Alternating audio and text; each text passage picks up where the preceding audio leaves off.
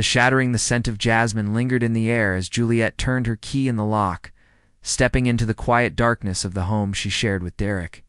Her flight from Milan had landed early, and she'd hoped to surprise him maybe. With coffee? Maybe with her lips against his neck. It's the way he always liked. But the house wasn't empty.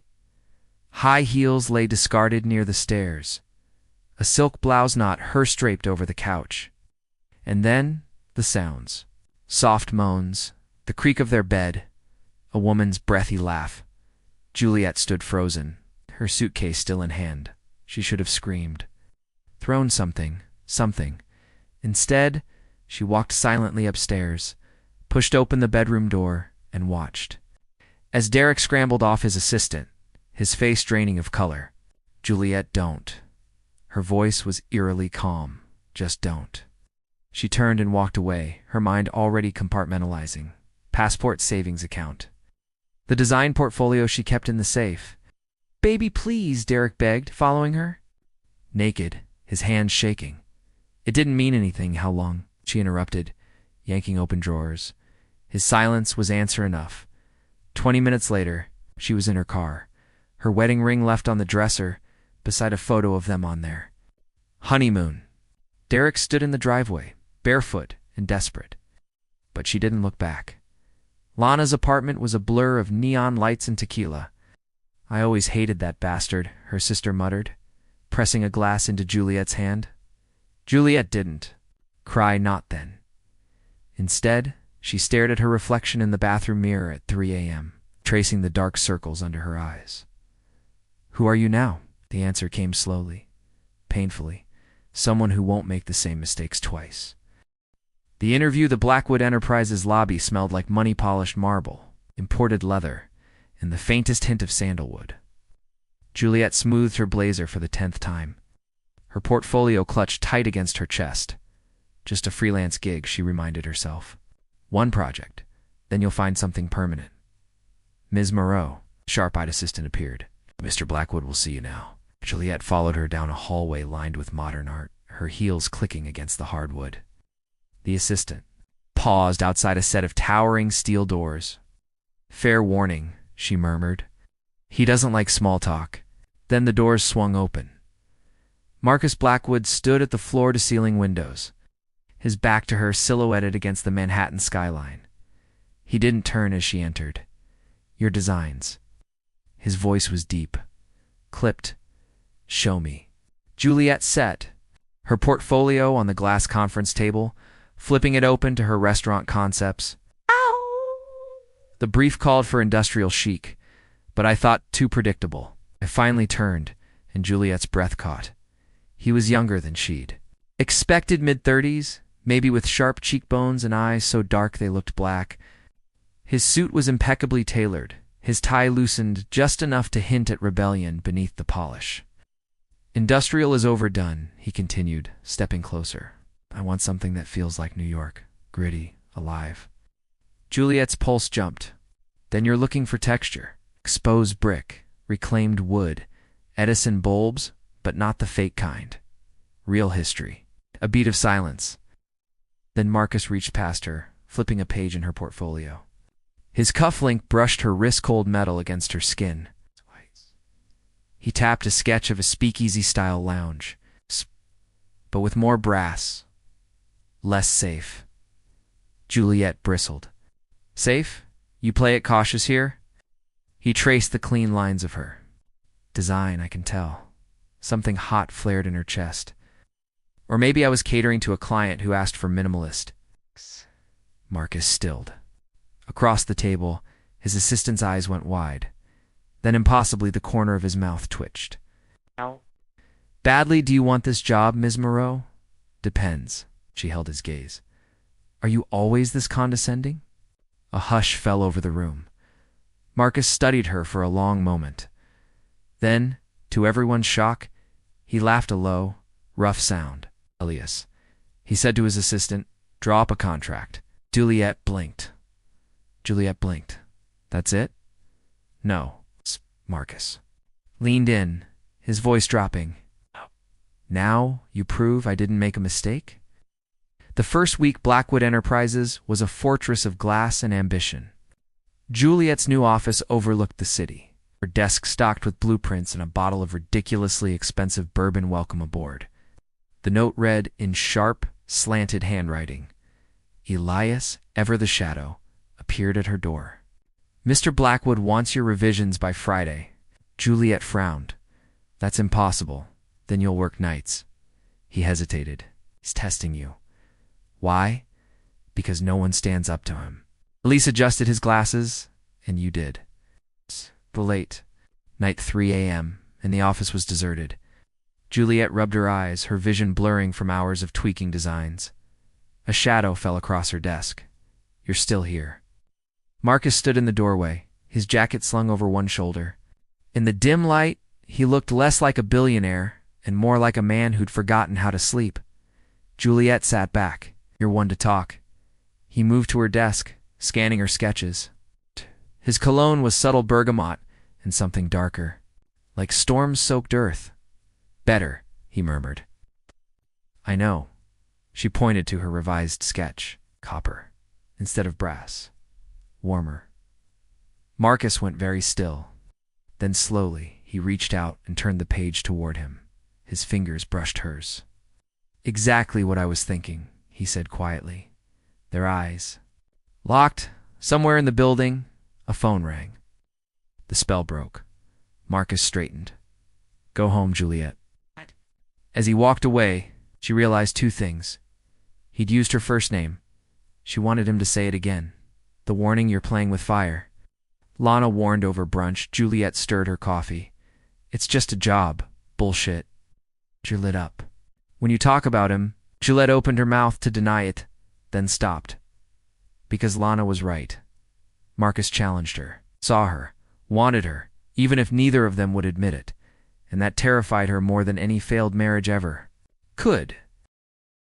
The storm rain lashed against the floor-to-ceiling windows of Blackwood Tower as Juliet hunched over her drafting table. The only light in the office coming from her desk lamp. The weather alert had flashed across screens an hour ago. Severe. Thunderstorm warning. Seek shelter immediately, but she had one last concept to finish for tomorrow's client presentation. A shadow filled her doorway. "You're still here." Marcus leaned against the frame, his white dress shirt rolled to the elbows, revealing taut forearms and the edge of a black tattoo she couldn't quite make out. Water droplets glistened in his dark hair. He must have just come from outside. Juliet's pulse stuttered. "So are you. The power's about to go out." As if on cue, the lights flickered. "Generator won't hold forever. Let's go." She hesitated, glancing at her sketches. Marcus strode forward and plucked the pencil from her fingers. His skin brushed hers warm and electric, despite the storm's chill. Now, Juliet. The elevator died halfway down. A jolt. A shudder. Then darkness. Juliet gasped as the emergency lights flickered on, casting the small space in eerie blue. Marcus's body pressed against hers in the sudden stop, his hands bracing on either side of her head. "Are you hurt?" His breath was warm. Against her temple? No. Her voice came out too soft. They stood frozen, chests nearly touching. In the dim light, she could see the scar cutting through his left eyebrow, a thin white line she'd never noticed before. Then the intercom crackled. "Mr. Blackwood. Maintenance is working on it. 20 minutes, maybe more." Marcus exhaled and stepped back, running a hand through his damp hair. Of course. Juliet slid down the wall to sit, her knees suddenly weak. "Guess we're stuck." He joined her on the floor, his long legs stretching out beside hers. The space was too small, too intimate. She could smell the rain on his skin. The confession. Marcus pulled a flask from his jacket. "Whiskey? You carry alcohol?" 2 business meetings? Only the terrible ones. He took a swig before offering it to her. "Today's was with my father." Juliet paused, the flask halfway to her lips. She'd heard rumors the infamous Charles Blackwood, who'd built this empire, and nearly destroyed it with his temper. "That bad?" Marcus's jaw tightened. "Thinks I'm wasting resources on pet projects like the restaurant." His eyes flicked to her. Your designs? She took a burning sip. Why do you care what he thinks? Because I spent 20 years trying to earn his approval. A bitter laugh. Old habits. The raw honesty surprised her. This wasn't the untouchable billionaire. This was just a man, flawed and hurting. Juliet handed back the flask. My father cheated on my mom for a decade. I used to lie awake listening to her cry through the walls. She swallowed. Sometimes. The people who should love us best do the most damage. Marcus studied her in the blue glow. Is that why you didn't scream at your husband? The question punched through her. You know about Derek? I make it a point to know everything about people. I hire. His gaze didn't waver. But I didn't need a background check to recognize that look in your eyes. I've seen it in the mirror. The elevator jerked, making her lurch forward. Marcus caught her, his hands firm around her shoulders. Juliet didn't pull away. They were too close now. She could count his eyelashes, see the flecks of gold in his dark irises. His breath hitched as his gaze dropped to her mouth. For one dizzying second, she thought he might kiss her. Then the lights blazed on, the elevator humming back to life. Marcus released her like she'd burned him. Neither spoke as the doors opened. To the lobby, the morning after Juliet arrived early, determined to act normal. But her traitorous mind kept replaying that moment in the dark, the heat of his body.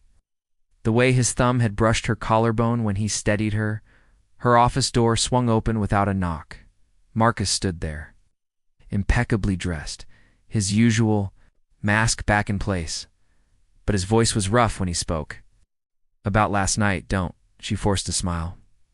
We were tired, stuck in a box. It was nothing. A muscle jumped in his jaw. Right. He turned to leave, then paused. The Kensington project. I'm assigning it to you. Juliet's head snapped up. That's your biggest account, which is why you're perfect for it. His eyes burned into hers. Prove me right, Juliet? As he walked away, her phone buzzed a text. From Derek. I'm in the city. We need to talk. The past and present collided in her chest, but for the first time, the past didn't win. She deleted the message. The gala, the annual Blackwood charity ball, shimmered with crystal chandeliers and champagne flutes. Juliet adjusted the strap of her emerald gown too tight. Too much skin as she hovered near the ice sculpture. She shouldn't have come. You. Clean up nice, Moreau. Marcus appeared beside her, his tuxedo tailored to perfection, a single lock of dark hair rebelliously out of place. His gaze trailed down her bare shoulders, lingering at the slit in her skirt before snapping back up. Juliet's cheeks burned. Elias threatened to revoke my parking spot if I skipped. Liar, Marcus plucked 2 flutes from a passing tray. You came because you knew I'd be here. The whiskey in her glass couldn't drown the truth. The orchestra swelled into a waltz. Marcus set down his drink. Dance with me. Dangerous. But his hand was already outstretched, his eyes daring her. To refuse, Juliet took it. The dance, his palm settled at the small of her back, burning through silk. They moved in sync. No hesitation, no missteps, as if their bodies remembered what their minds tried to forget. You're staring, she murmured, counting your freckles. His thumb traced a hidden one behind her ear. 11 just on this side. Music slowed. Other couples pressed closer. Marcus didn't pull away. Juliet's breath hitched as his lips grazed her temple. We shouldn't tell me to stop. His voice was rough. And I walk away. She couldn't. The garden's stone balustrades enclosed the rooftop garden, Manhattan's skyline glittering beyond. Marcus pinned her against the ivy-covered wall, his body shielding her from view. Last chance, he warned. Juliet fisted his lapels and dragged him down. Their first kiss was fire and desperation, his teeth catching her lip, her nails scraping his neck. She tasted whiskey and mint in something darker, something uniquely him. Marcus groaned, hands sliding under her thighs to lift her. You've been driving me insane for months. The admission shattered her. The morning after, Juliet woke in a tangle of Egyptian cotton, Marcus's arm slung possessively over her waist. Sunlight gilded the scars on his back, in white lines she hadn't noticed last night. Her phone buzzed. A news alert. Billionaire Blackwood's new muse, divorcee. Designer Juliette Moreau. Beneath the headline, photos of them kissing. Marcus stirred, his sleepy smile fading as he saw her face. Juliette? She scrambled for her dress. This was a mistake. The fallout by noon, the gossip sites had unearthed everything. Derek's tearful interview she left me for his money. Marcus's broken engagement to socialite Elise Van Doren. He's incapable of love, she told Page 6. Even Juliet's college DUI resurfaced. Elias intercepted her at the elevator. Blackwood's handling it. Stay home until what? The world forgets. She stabbed the button. I warned him. Bullshit. Elias blocked her path. You're running because you're scared. Again, the confrontation. Juliet found Marcus. In his penthouse, whiskey in hand, the skyline stretching behind him. Cancel my contract, she demanded. Glass shattered against the wall. No. You knew this would happen. The press, the rumors, I knew. He advanced, eyes blazing, and I don't give a damn. She backed up. I can't live in a fishbowl. We'll break the bowl. He caged her against the door. But you don't get to run this time. Juliet's resolve cracked outside. Storm clouds gathered over the city. The breaking point, Juliet stood frozen between Marcus and the penthouse door, her pulse roaring in her ears. Rain streaked the floor-to-ceiling windows like tears. You don't get to decide what I can handle, she whispered. Marcus's hands flexed against the doorframe. Then stop letting them decide for you. A text buzzed in her clutch. Derek again. Saw the photos. We need to talk. She laughed hollowly. He won't stop. Good. Marcus stepped back, his voice lethally calm. Let him come. The visit. Derek arrived. At Blackwood Tower 2 days later, demanding entry. Juliet watched from Marcus's office as security escorted him upstairs, still handsome in his tailored suit, still oozing false charm. Juliet. He flashed that crooked smile that once melted her. You look incredible. Marcus didn't move from behind his desk. You have 60 seconds. Derek ignored him. Baby, these tabloids are tearing you apart. Come home, we'll fix this. Together, no? Juliet's voice didn't shake. There's no we anymore. His mask slipped. You're throwing away 8 years for him. He jerked his chin at Marcus. Do you even know who you're dealing with? His last fiancée. Enough. Marcus stood, his presence filling the room. Juliet made her choice. Respect it. X's face darkened. This isn't over. He left. Marcus poured 2 fingers of bourbon and stared into the glass. Elise wasn't wrong about me. Juliet stilled. I was colder then. More like my father. He swirled the amber liquid. She called off our engagement the night before the wedding. I said I cared more about mergers than people. And now. Marcus set down the glass and crossed to her. Now I wake up at 3 a.m. to watch. You sleep. His thumb brushed her cheek. Why tear apart anyone who hurts you? The raw confession shattered her last defenses. The choice. They stood on the penthouse terrace at dawn, Manhattan stretching before them. Juliet turned to face him. I don't want to hide. Marcus stilled.